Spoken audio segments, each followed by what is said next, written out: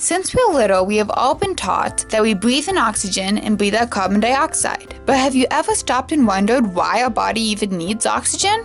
Well, it all boils down to a process called cellular respiration.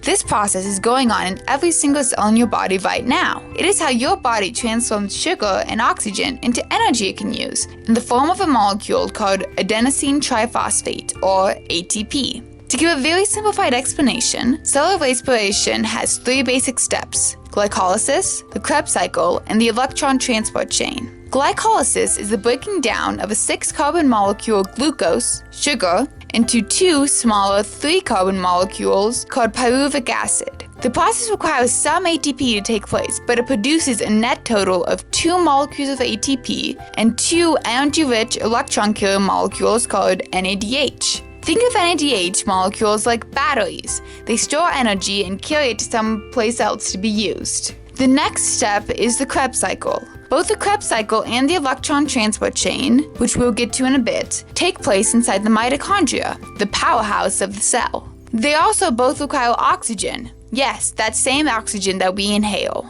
In the Krebs cycle, 2 pyruvic acids are broken down to produce 6 molecules of carbon dioxide, which we exhale, 2 molecules of ATP, 6 molecules of NADH, and finally 2 molecules of FADH2, which are like NADH's cousins, who also help store and deliver electrons. Those NADH and FADH2 molecules then travel over to the third and final step of the process, the electron transport chain. The electron transport chain is the big energy maker of cellular respiration. It can produce up to 34 ATP, although the number is sometimes less than that. Here's how the process works. The NADH and FADH2 molecules drop off their electrons at a series of channel proteins who use the energy from the electrons to pump a bunch of protons across the membrane. This results in a proton gradient, which basically means that there are more protons on one side of the membrane than the other. The protons, which are starting to feel claustrophobic, want to travel across the membrane to the other side, where there is more space, until both sides of the membrane are balanced. The only way for them to travel across the membrane is through a special enzyme called ATP synthase. The movement of protons through ATP synthase powers it to take ADP